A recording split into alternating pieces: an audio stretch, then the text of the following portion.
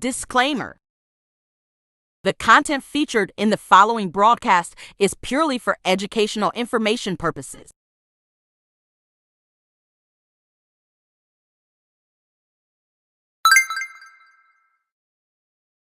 I would say in an uncertain world, you got to own universal music.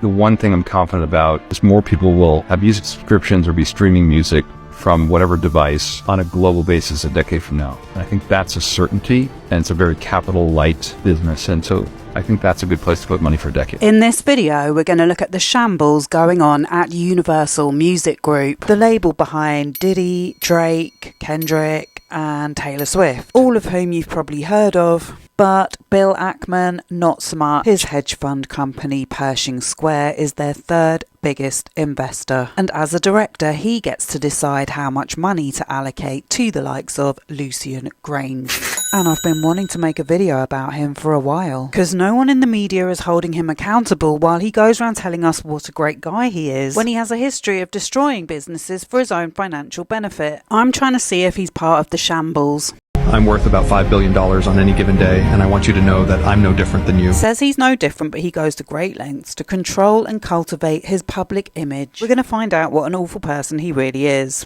You just need to be authentic. It looks like a zombie. Exactly. I'm kind of a less is more guy. He's very good at sounding like he knows better than everyone else. In reality, all he cares about is getting more investors and proving himself right. When you look at his history, he's been wrong a lot, and he's lost billions of dollars. Funnily, never gets in trouble. The donations to these nonprofit organizations, stuff like that we simply don't know about. We only know a sliver of that. So people question, is he simply bringing the information to regulators, or is he doing things that maybe he shouldn't be doing? Have you heard of the investor who lost $4 billion with one single trade? Back in 2015, Bill Ackman, the CEO of Pershing Square Capital Management, made a massive bet on Valiant, a pharmaceutical company known for its aggressive acquisition strategy. Ackman believed that Valiant was undervalued and that its business model of acquiring and raising prices on drugs would lead to massive profits. Ackman's investment firm, Pershing Square Capital Management, bought a $4 billion stake in Valiant, making it one of the hedge fund's largest positions. This is exactly what he did with UMG in 2021, after making a killing hedge betting against the economic shutdown of 2020. The only answer for the world is to shut the world for 30 days.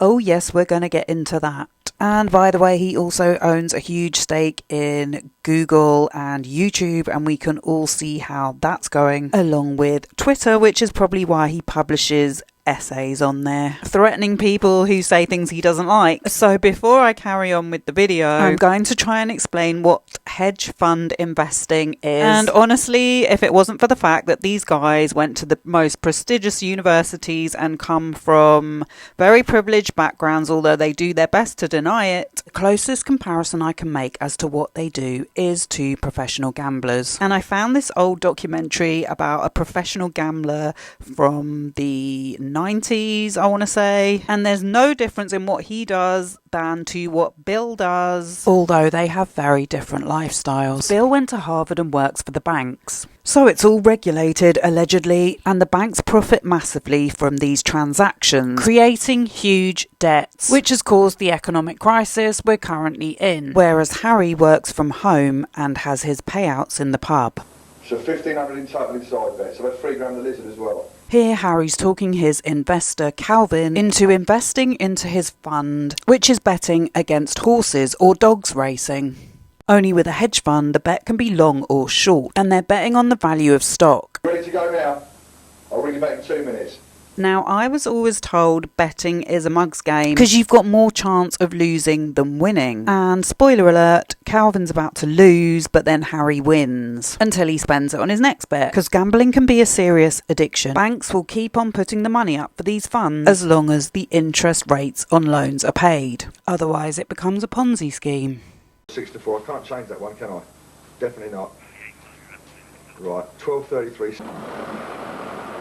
How are you, Phil? What a big smile, I wonder why. Dear me, I can't believe it. Well, I'm not letting you get away with buying me a drink, so we'll pop in here, yeah? Hi, Stuart, how you going? Dear me, it's bad enough losing to him without being filmed handing it over.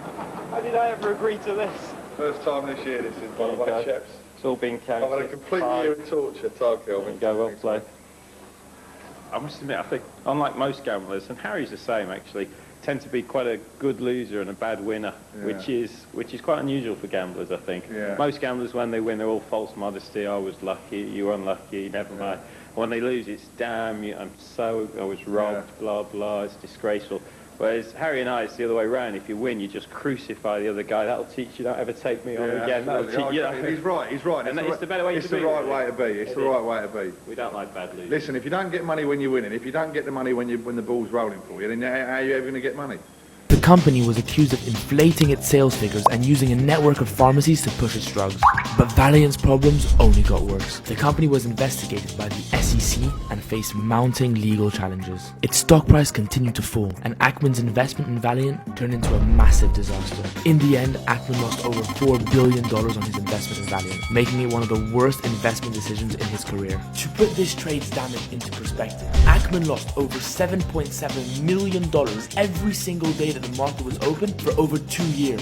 Ackman's bet on Valiant was based on flawed assumptions and a misunderstanding of the risks involved. If you thought the banks would stop him, you'd be wrong, because it seems like he's making the exact same mistake with the UMG deal. And that's because I think Bill doesn't understand music and he doesn't understand people. And he gives it away on the many interviews he does on TV and social media. He's so slippery, I'm not sure if he's dumb or he plays dumb. One thing I'm confident about is more people will have music subscriptions or be streaming music from whatever device on a global basis a decade from now. And I think that's a certainty. From where I'm sitting, Bill has been completely wrong about the increase in subscriptions, and we're only 2 years into the deal. He just lost $400 million on his Netflix deal in 2022, where he said the exact same thing. People are actually getting sick of subscription services and they're cancelling. And this was reflected in July of this year, which is documented in this fantastic video by Hello Yassine, which goes into great detail on how they fumbled the TikTok deal and the corrupt politics behind it. On July 25th, UMG lost 25% of their stock value in a single day, and it was largely based on streaming revenue for Q2. Overall revenue for UMG went up 9.6% year over year, which beat expectations. However, streaming revenue and subscription streaming revenue went up 6.9% year over year in Q2, but that fell short of what analysts were estimating, with their estimate being 11%. See, they've been promoting this great deal with Spotify and Meta, both of which are failing as well. They're too expensive and people don't like how hard it is to listen to music without adverts, without all the other annoyances and interference that comes with subscribing to a streaming service. TikTok always had better creator tools than Reels, and no one wanted to watch videos on Facebook. And artists have been paying for fake streams and views to seem more popular. And they can't make money off streaming or touring because it costs them more to go on tour than they'll get back, and the venues can't afford to run anymore for the same reasons. So we're at a point where this whole industry is completely unsustainable. Now Bill can say that music is essential as food and water, and let's not even get into how those things have been contaminated by the financial industries, and Bill's been losing money on his fast food deals and he just can't stop making excuses. For a very brief moment, another restaurant company that we followed very closely over a long period of time dropped dramatically in price for reasons we didn't understand. And we were able to swap Starbucks for Domino's Pizza. Oh, okay. So let's get into Lucian Grainge and what role he plays in all of this. And it's Sir Lucian Grainge, because here in the UK, where he's from, our establishment, aka the royal family, rewards corrupt people and nonces by giving them titles and medals. Very honoured to be joined by Sir Lucian Grainge, honoured by the Queen of England with the Order of the British Empire. And where he lives now, he has a Hollywood star. Since this deal went through, he's been paid out a massive $128 million. And according to Billboard, they plan to save $270 million by laying people off, which is crazy when most people in the industry work on a freelance basis, meaning they have no rights in the workplace. And from past experience, as I think I've already mentioned, it is a very laborious process trying to get paid by them, unless you're Lucian Grainge's son, Elliot. Elliot Grainge, in which case you get a promotion. Now, when I started making this video, I did not realise that the whole music industry is looking like a pyramid scheme. No one's making money from music, and the only people that do get paid are the recruiters. Not just one, but nearly every artist has come out and talked about not getting paid, being scammed, and abuse. We know they can't make a profit from touring, but they're staying at 5-star hotels. Elliot Grainge's artist Ice Spice was exposed by another artist, Cleo Trapper, who was asked to go on tour with her for free, which was verified by a hairstylist and DJ. Because they're staying at five-star hotel rooms every place. Her label's covering everything. Label, everything's covered. You know what I'm saying? I'm an independent artist. Why would I come on this tour knowing that I had one day to prepare? Now I'm going to have to pay for 5-star hotels in every city. This is not something that I signed up for. This is not something that I was prepared for. This is not something that I told my label about. Maybe they could have, not even maybe, they would have helped me. They would have helped me. But you gave me one single day to prepare for a tour that you knew about months ago. That's so crazy to me. It makes no sense paying for a 5-star hotel when you have to pay that money back to the record label out of your budget. This is when it starts to really feel like mistreatment and just weird stuff. So the hairstylist shows me like a menu and stuff. She's like, oh, production and whatever, they're gonna order food for everybody, pick what you want. I was like, okay, I'll get a chicken salad just like you, like I'll just get a chicken salad. Then she shows me like a message where somebody from production is like, Cleo is not a part of the budget. So I'm just like, how am I not a part of the budget but y'all invited me on tour? So now I'm even more suspicious about this deal, especially when you consider Bill spent millions trying to expose Herbalife and lost $1 billion. How much money have you spent betting against Herbalife? We have a short position of over $1 billion. So this UMG deal has only rewarded the people at the top. Since it happened, their image has been in shambles. Lucian Grainge and UMG were implicated in the recent Lil Rod lawsuit against Diddy. And then Drake. I can't find an exact figure, but it was reported he re-signed to UMG under a 360 licensing deal for around $400 million, which is an awful lot of money to recoup. Then we had the Kendrick Lamar Drake beef, which literally brought some life back to hip hop for a minute. Although Drake was the one that started it, Kendrick Lamar's Meet the Grahams and Not Like Us songs brought attention to his shady behaviour with underage people, his gambling promotions, and his shady business dealings. I don't think he can come back from this. When I checked, the only thing he's managed to release recently was a series of free downloads where he's checking out his kitchen 3D design. The sinks on the island.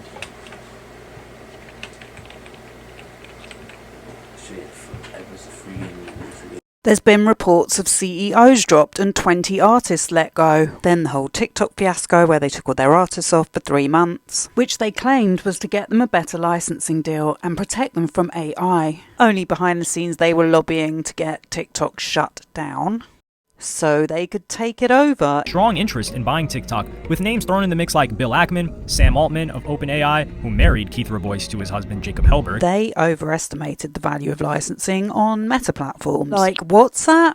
They had an overinflated opinion of what they were worth to TikTok and had to back down. It's like they don't know what they're talking about. They're also trying to sue an AI technology company. When didn't Drake just try to use Tupac AI? And come to find out, Bill's original pitch for a 10% stake in the company was initially called off by the SEC, meaning it was illegal, which you would think might raise a red flag for the directors, but apparently not. The last few days, the SEC raised, I would say, a deal killer, which is they said that, in their view, the transaction did not meet the New York Stock Exchange SPAC rules. So Bill Ackman gets to go on CNBC immediately to defend himself, to reassure his investors and make sure the deal goes through. We're talking billions of dollars here. If it's such a good deal, why the need to create a new holding company and pushing of SEC rules, which even the presenter was confused about? But Bill's not trying to hear it. Another issue, Universal, just stick with it for 1 second, but Universal is going to be a Dutch-listed company. People didn't love that, but we believed, by the time that we distributed the stock to shareholders. Plenty of people are pointing out this is not a good investment. And since the deal went through, other investors are not happy with him either. Lucian is getting a much bigger piece of the pie than CEOs of other media companies at the moment because they're going down in value, like UMG's stock price. And it really begs the question, if the majority of their income revenue is from subscriptions and streaming from other platforms, what is even the point of a record label when the artist could just get paid directly? As far as I can tell, the reason this company exists is just to own music, charge money for it, and copyright strike anybody that uses their product for any reason for 1 second of it playing in the background in a video.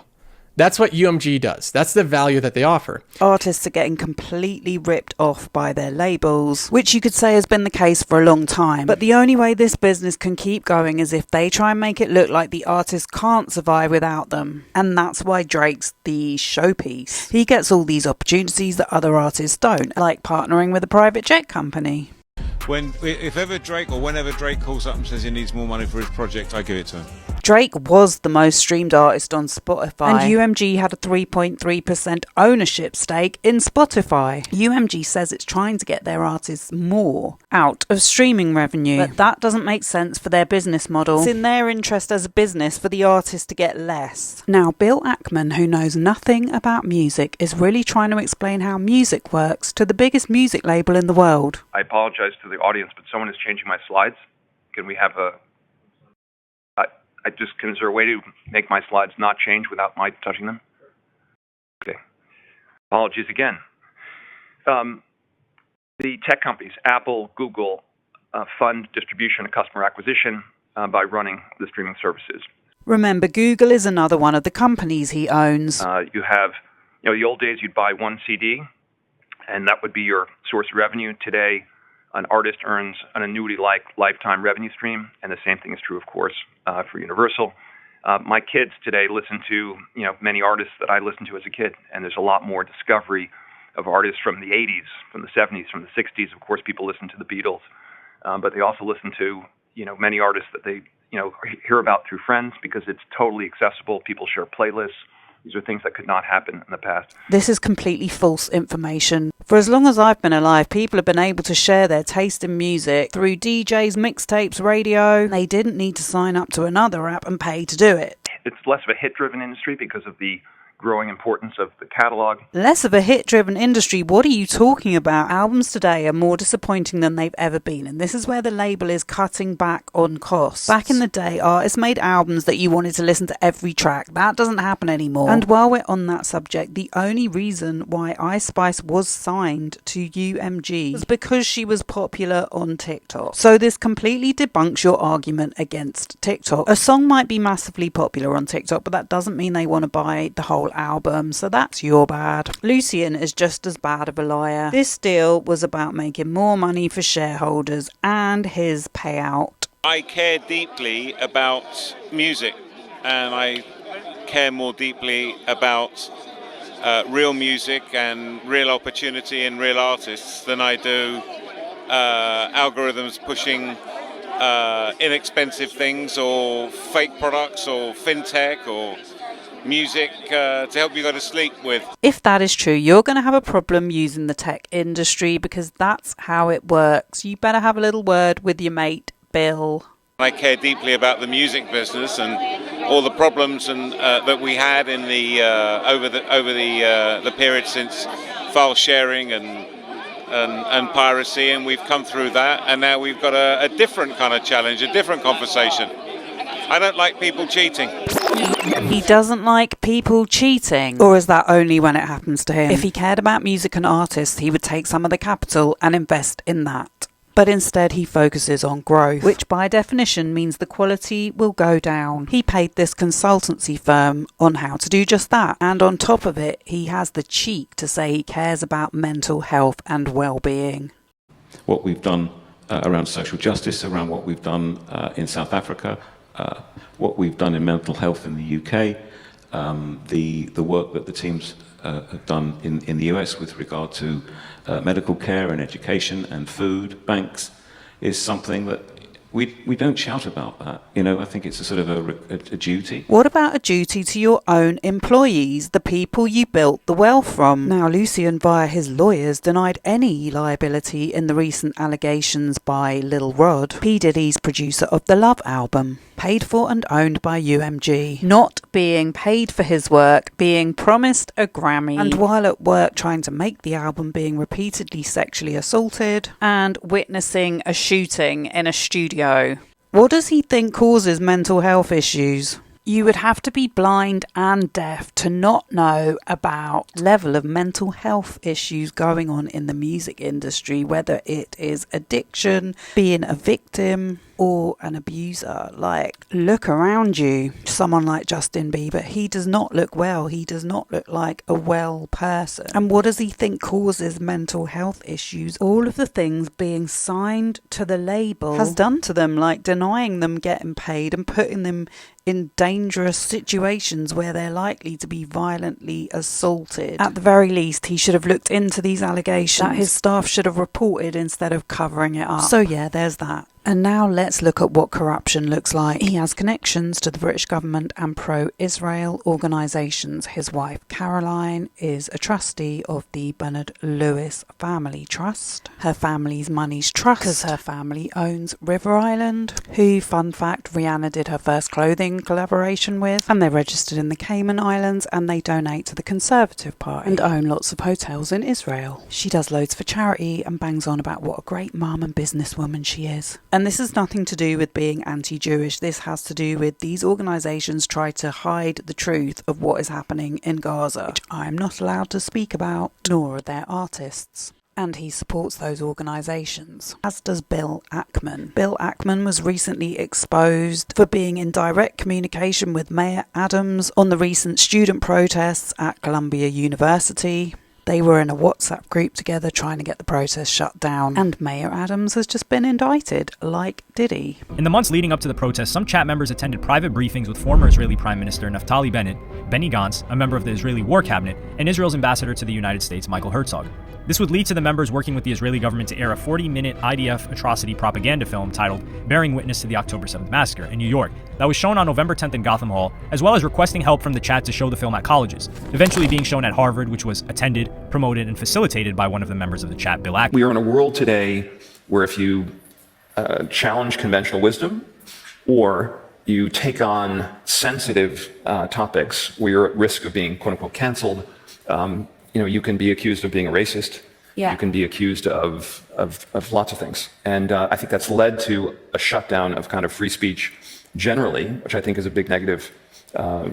It wasn't just the student protests he tried to shut down. He didn't like it when a news article pointed out that his wife, who is a university professor and apparently used to be with Brad Pitt, had a laboratory paid for by donations from Jeffrey Epstein, and she was also accused of plagiarising her paper from Wikipedia, and he tried to get the Business Insider article taken down by going to the executives of Business Insider. Cheeky Mr. Free Speech. And he got on Twitter to his 1 million followers, which, okay, to write pages about why he tried to keep her name from being associated with Epstein. Because, yeah, why would you take a donation from someone like him? This was well after everything about him was known. So what if she only met him once? She gave him a gift and she took the money. And he tried to make out there was nothing wrong with what she'd done and demanded it be taken down because it was trending on Twitter. And I do think Bill should have kept his nose out of it, but he can't help himself. He posted an email. Joy, Neri forwarded your email to me. I would please ask that you copy me in on all Epstein-related communications going forward, as I and members of my legal and communication teams are working to help her, and Neri has already enough on her plate breastfeeding a 3-month-old baby. A very beautiful one, I might add, without a baby nurse until early September. He also stated on Twitter, his fave platform, that he opposed diversity and inclusion initiatives for entrance to university, DEI. even though, as someone pointed out, he went to Harvard, as did his dad and his daughter, where they give you entrance preference if you had a family member that went there. And he clearly has a lot of influence there because he organised that screening, which some people might call propaganda. He wanted students to disclose whether they support Israel or not when applying for a job. And he got involved in those protests, and there were professors that had to resign or condemn the protests. This is real dark stuff. He's a billionaire owning all these communication platforms, pushing the idea of racism against white people. The United States will be better when Bill Ackman's gone. It's not just the United States, though. He's obsessed with the world. He's profited out of every bad business there's been. Pharmaceuticals, fast food, business developments in Hawaii. He profited out of the banking crisis, but worse for me is he profited out of the COVID shutdown. Maybe he even caused it, I don't know. But he was able to buy insurance to bet against all the companies that failed. And he went on TV advising that the country needed to shut down. Some people call this a conspiracy, but it actually happened. Go home. Go home. Spend a month with your family. Within 30 days of Ackman placing his CDS trade and buying insurance on the US economy, so to say, the market completely collapses and Ackman's bet works out, with Pershing Square pocketing $2.6 billion US.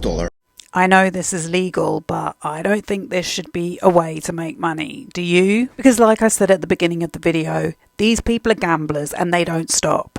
And all the simpy podcasters need to open their eyes about investments. OpenAI, Tesla, Palantir.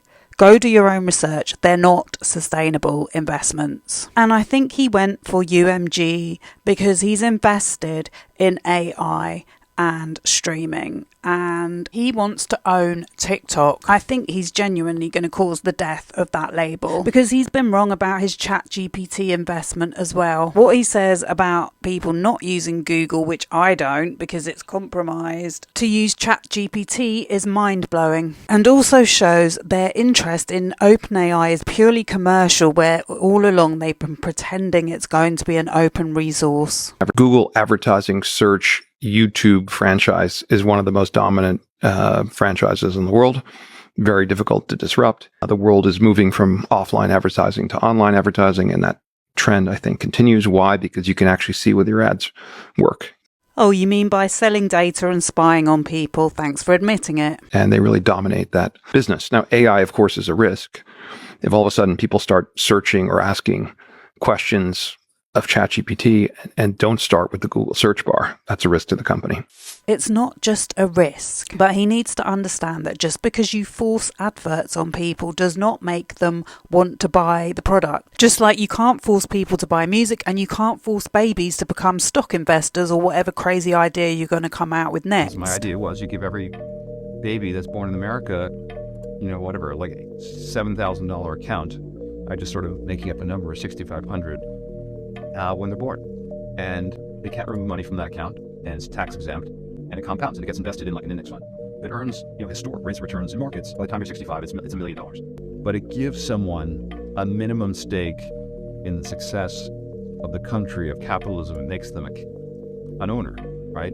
Wrong. Having made several videos and looking into the investment world for the past few months, the only people who benefit from investments are banks, and a very small minority who hide their money to avoid paying tax, like Lucian Grainge's wife. And the banks are facilitating money laundering through these holding companies. The music industry is already on life support, and their plan is to get as much money as they can out of what they're calling the superfan by charging more money on Spotify. It's highlighted in their shareholders report. 20% of existing subscribers are willing to pay extra for an enhanced subscription tier. Whatever that means, it's just a way for them to get more money for themselves and the artist less, because they own a stake in it, remember? Then there's this dodgy looking startup offering to pay out on royalty payment investments. Sounds like fintech.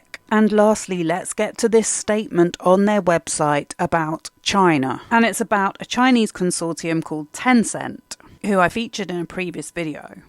and their president is an investment banker at Goldman Sachs, and they own loads of gaming and streaming platforms like Roblox and Discord. And they also own a big stake in UMG, which I thought was 19%, but according to this notice, it's less. And were recently rumoured in the FT to have acquired TikTok. So at the end of the day, these investments all feed off each other, and they all go back to the banks. And all of the criminal activity that we are seeing come to light, it's these entities which are supporting that behaviour, and it's how they're run, and explains why they have to endorse other products and exploit more people. And it's been a lot of research in this video. I've always loved music, and it's always been an escape. Remember the outrage when Milli Vanilli were hired just to make money for the record label? But nowadays this is standard practice. We got to stop pushing this stuff onto kids to make rich people richer. What has been going on in the record industry is disgusting, but the actions of Lucian Grainge and Bill Ackman should also be under scrutiny. They are the ones at the head profiting out of it, and they have the cheek to go around on podcasts talking about what's best for the world. I think if more people really knew what they did, that would not happen, and definitely not over here.